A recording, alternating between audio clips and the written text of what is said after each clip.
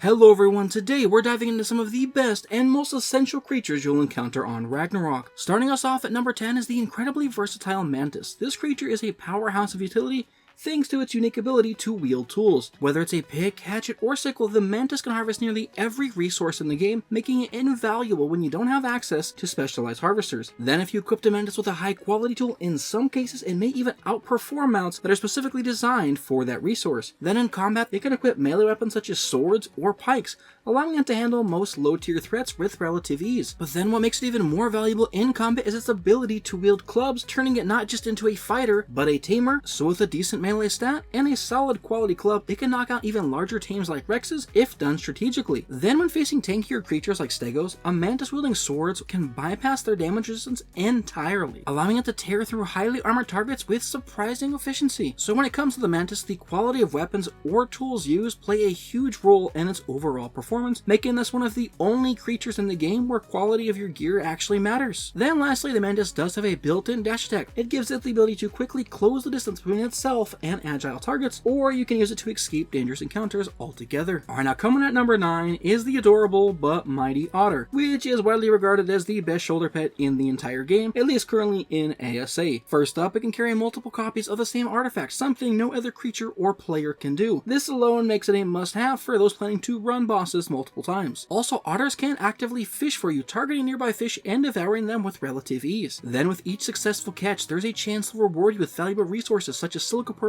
or even black pearls. But let's be honest, we all use this ability because of how adorable it looks and not just the pearls. Those are just an added bonus. Then in addition to its gathering skills, the otter provides exceptional insulation. Whether you're battling intense heat or the bitter cold, having an otter on your shoulder greatly enhances your resistance to extreme temperatures, regardless of what armor you're wearing. Now lastly, their insulation ability doesn't just apply to you, it actually applies to a radius around them, meaning at your base they are your personal air conditioners or heaters. If you keep a few otters in an enclosed space, you can drop eggs nearby and then they regulate the temperature, helping the eggs actually passively hatch. And a side note, you can further enhance the insulation they provide to you or to the eggs by increasing their melee stat. Now coming at number 8 is going to be the Bassel, and let me be clear, it is the best aquatic tame in all of Ark, there is no denying it. Other than being semi-slow, this thing is an absolute beast. It has a massive health pool, an impressive stamina stat, and equally great weight. Then when it comes to surviving the ocean's many different threats, it's immune to the stings of jellyfish, the stuns of eels, and the grab of Tusos. You cannot be dismounted when you're on the Bassel. So with the water being as treacherous and as scary as it is, unless your Bassel dies, you're as safe as can be. Now even though you can't get dismounted on the Bassel, it is extremely hard to die while riding one, there is a few things to keep in mind. First, it does take slow passive damage once it dives below a certain depth, but thanks to its immense health pool, you will probably barely even notice unless you're in some very intense fights. And then just to offset that, the moment you return back to the surface, you actually get increased health regeneration, so basically just don't stay super deep underwater for an extended period of time and you're good to go. Then as an added bonus, riding a Bassel provides both hyperthermic and hypothermic insulation, keeping you warm even in the coldest waters. And then of course there's the oil aspect where they passively generate oil in their inventory, or simply you can just kill them as well. Even though we're talking about tames here, as wild ones or as bred ones, you can just kill them and they will give you significant quantities of oil. I'm talking a couple hundred per Bassel. Basically that's equal to like 4 standard oil nodes. Alright, now next up, coming at number 7, we have the Philo, one of Ark's most versatile and dangerous mid-sized creature, equally powerful in both PvE and PvP. It's got an excellent base speed, strong stamina, and the ability to scale vertical surfaces, and Rag is loaded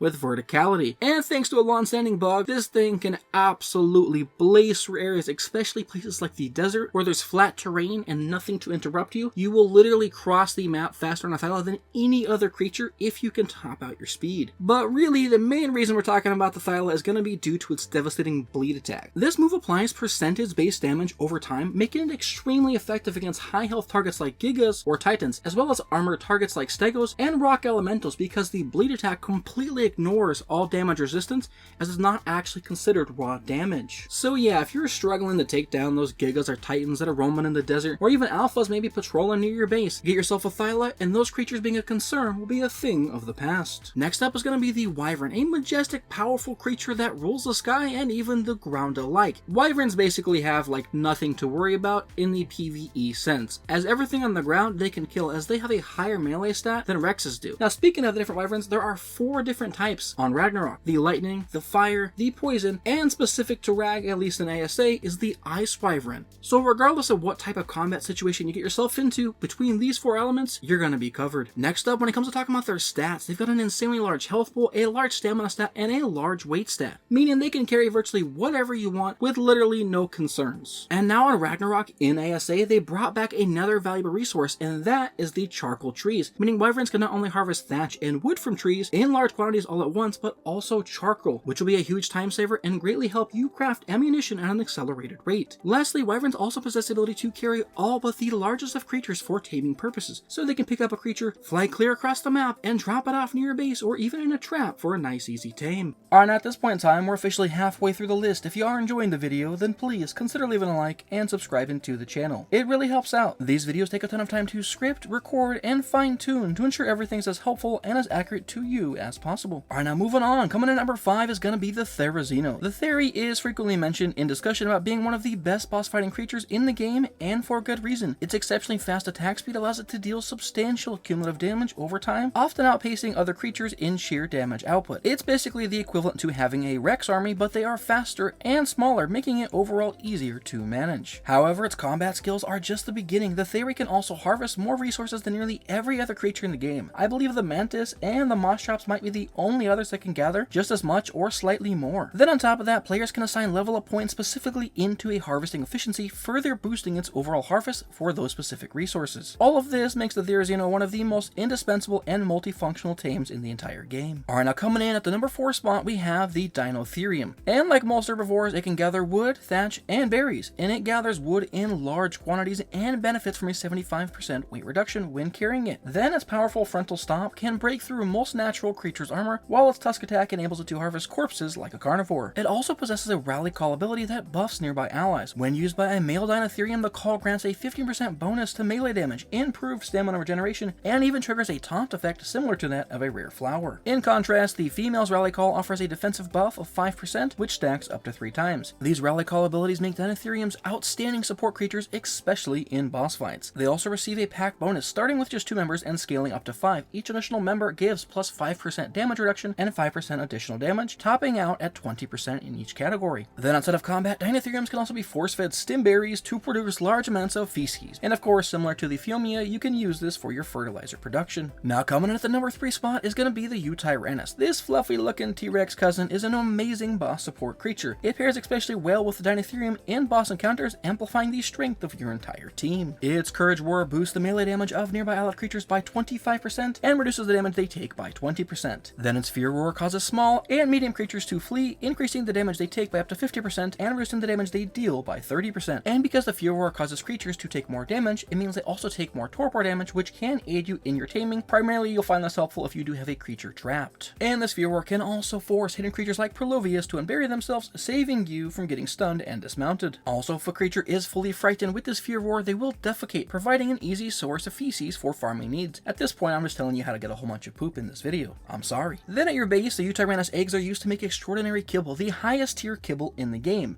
meaning this is the only dino you will need for your kibble farm. Lastly, fun side note, the Uty can even exert temporary mind control over wild carnos. When using the Courage Roar near wild carnos, after a couple of uses, they will join your side and fight for you or the Uty for the next 60 seconds. Now coming in at number 2 is gonna be the Argentavis. One amazing ability they possess is to passively reduce the weight of many different essential resources. Then another additional passive utility is the Argy Saddle, acting as a mobile smithy, allowing you to craft ammo directly from its inventory or to repair your items on the go. Then its ability to carry a wide variety of creatures, including small ones like otters, in its peak, make it incredibly useful for both transport and taming. Then when it comes to resource runs, very few creatures do it better. With weight reducing abilities and synergy with harvesters like Doedicurus and Inkies being able to harvest resources while even mid-flight, it truly is an asset to your team. Then in combat, the Argy has a solid melee stat and a decent stamina pool, but what truly sets it apart in combat is its unique healing mechanic. After consuming a corpse, the Argy triggers a 20-second period of rapid health regeneration while also restoring a portion of its stamina per perfect for maintaining flight during extended flights. Also, due to being a flyer and small enough to easily manage its position correctly, it can easily hover just out of reach of a lot of creatures on the ground, allowing you to safely clot them without taking too much damage in return. And finally, taking the #1 spot is the legendary Griffin. This mythological creature is one of the most versatile and powerful flyers in the game. Not only can it fly at a respectable pace, but also has a unique ability to perform an aerial dive. By initiating a dive mid-air and leveling out just before impact, the Griffin accelerates to incredible speeds, allowing it to navigate Ragnarok's rugged and vertical terrain with ease. This dive is not just for speed though, it can also be used as a devastating attack. Simply aim your dive at a ground target and crash directly into it or nearby to deal a significant amount of damage. Also, even its basic standard melee attacks are quite powerful, making it great for both mobility and combat. Then another standout feature of the Griffin is the ability to use a weapon while mounted, something no other flyer in the game can offer you in every single game mode. And if you start to run low on stamina during flight while taming or combat, or really anytime you're in the air, just level out your Griffin, dismount, and you'll end up on its back. From there, hop into the passenger seat, and you'll notice the Griffin begins regenerating stamina with no need to land at all. Now, one of the most iconic uses for the Griffin is stealing wyvern eggs. Fly high above the trench, dive in at top speed, and scan for nests. Once you spot one, grab the egg and use your dive tactic to escape, which will outpace even the furious wyverns who are in pursuit. Now, another way you could steal eggs with your Griffin is by bringing an Oviraptor with you. Although doing so will disable your dive ability, the Oviraptor can automatically collect eggs by walking in the nest if it's set to follow, and this will make it to where wyverns do not actually adder onto you when you steal the egg. And honestly, watching an Oviraptor hold a massive wyvern egg nearly the same size as itself is an experience every Ark player needs to witness at least once. Alright, now that concludes the list, but don't go anywhere. I've got 2 honorable mentions that are worth taking note of. First up is going to be the Dinosuchus. This creature is easily in my personal top 5 favorite creatures, and it hurt me tremendously to leave it off the main list. The only reason I did is because of Ragnarok's map design. Unlike the island with its flat terrain and navigatable rivers, Ragnarok's waterways often change elevation, flow through different waterfalls, or are broken up by rugged cliffs. The Philo just proved to be a better fit for navigating those difficult kinds of terrain. At the same time, they're also quite mobile, meaning they take far less damage than what the Dinosuchus would. It's kind of hard to outrun a Titan as a crocodile, whereas a kitty you can just bounce around and take very little damage in return. Now, secondly is going to be the Carcanos. Think of it as an alternative version of the RG. While it lacks the weight reduction perks of the RG and can be more difficult to maneuver and to tame, the Carcanos will make up for it with its ability to carry 2 creatures at once. And if those creatures are resource harvesters like Enkies, who get a 75% weight reduction on metal,